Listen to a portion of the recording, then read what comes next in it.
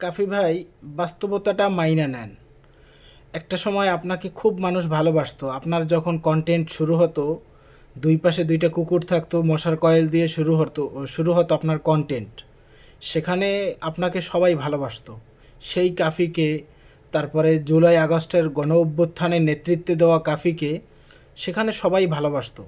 কিন্তু ইদানিং আপনি যা শুরু করেছেন সেটা আসলে অবশ্যই দৃষ্টিকটু, অবশ্যই। আপনি একটা দুইটা হয়তো এরকম ভিডিও করতে পারতেন, বাকি আমি এটাকে সাপোর্ট করি না, বাকি আপনি করতেই হয়, আপনি করতেন। কিন্তু লাগাতার আপনার মেয়ে নিয়ে ভিডিও, এই ভিডিও সেই ভিডিও, মানে অর্থাৎ এর থেকে বোঝা যায় যে আপনি লাইনচ্যুত হয়ে গেছেন। আপনার যে লাইনটা ছিল, আপনার যে গন্তব্য ছিল, আপনার যে ভালোবাসার অডিয়েন্স ছিল, সেটা আপনি হারাতে বসেছেন। এরকম একটা পজিশনে আপনি নিয়ে গেছেন। তো আমি বলবো আপনাকে যে আসলে এই সমালোচনাকে আপনি কান না দিয়া আপনি আপনার আগের কাফি হয়ে যান। হয়তো আমি মনে করি আপনি আপনার ওই আবার সেই গ্রামে দুই পাশে দুইটা কুকুর থাকবে, এরপরে আপনি মশার কয়েল জ্বালিয়ে ভিডিও করবেন, বা এরকমটা হয়তো আমি জানি না আপনার দ্বারা এখন আবার পুনরায় হবে কি না। কিন্তু আপনার যে অবস্থান চলতেছে, আপনি যেটা শুরু করেছেন, মেয়েদেরকে নিয়ে যে একটা মানে হাসি তামাশা হাস্যরস, যে আপনি আপনার নিজের ওয়েটটাকে নষ্ট করে ফেলেছেন। আমি মনে করি আপনি যদি এইটা থেকে ফিরে আসেন, তাহলে অবশ্যই অবশ্যই আপনার মানে জনপ্রিয়তা আগের মতো আবার বাড়তে থাকবে, এটাই আমি আশা করি। আমি আশা করব যে আপনার কাছ থেকে এসব জিনিস মানায় না, এটা আপনার সাথে যায় না, এটা আপনার সৌন্দর্যও না। ঠিক আছে, আপনি আপনার প্রাক্তনকে হারাইছেন, বা আপনার একটা প্রাক্তন আছে, এই আছে সেই আছে, এটা ভালো কথা, এটা নিয়ে আপনি কথা বলেন, বাস এতটুকুই যথেষ্ট।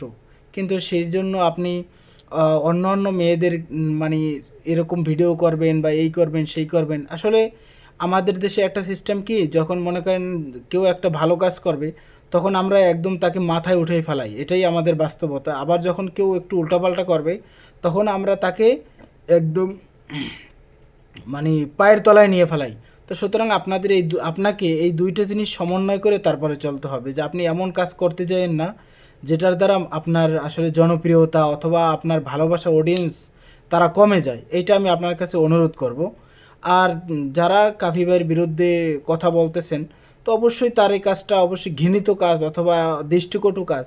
কিন্তু সমালোচনার ক্ষেত্রেও আমাদেরকে একটু মানে লাগাম রাখা উচিত। কেননা আমরা সমালোচনা বা তাকে এরকম বলতে বলতে এমন পর্যায়ে আমরা বলে ফেলাই, যেটা আসলে মানে অনেকটা অতিরঞ্জিত বলে ফেলাই।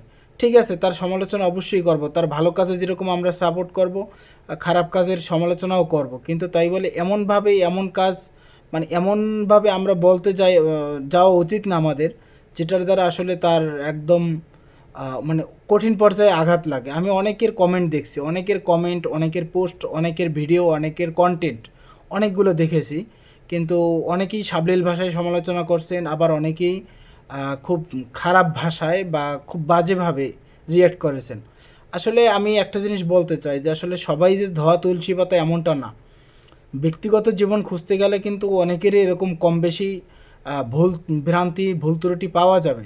কিন্তু তাই বলে অন্যের ভুল পাইলে আপনি এটাকে নিয়ে যে একদম খুব হাইলাইট করবেন, এবং এটাকে নিয়ে যে আপনি খুব মানে যা ইচ্ছা তা বলবেন, এমনটা কিন্তু আসলে কি সমীচীন না, বা এমনটা সৌন্দর্য না। সে ভুল করছে, তাকে আপনি সাবলীল ভাষায় সমালোচনা করেন, আশা করি সে ফিরে আসবে বা সে শুধরে যাবে।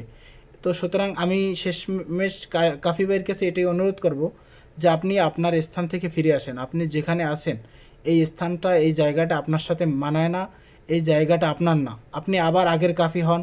ছাত্র আন্দোলনে আপনি যেরকম ভূমিকা রাখছেন, ওরকম আপনি একজন সবার ভালোবাসার প্রিয় কাফি হয়ে ওঠেন। এটাই আমার অনুরোধ আপনার কাছে। সবাই ভালো থাকবেন। আল্লাহ হাফিজ।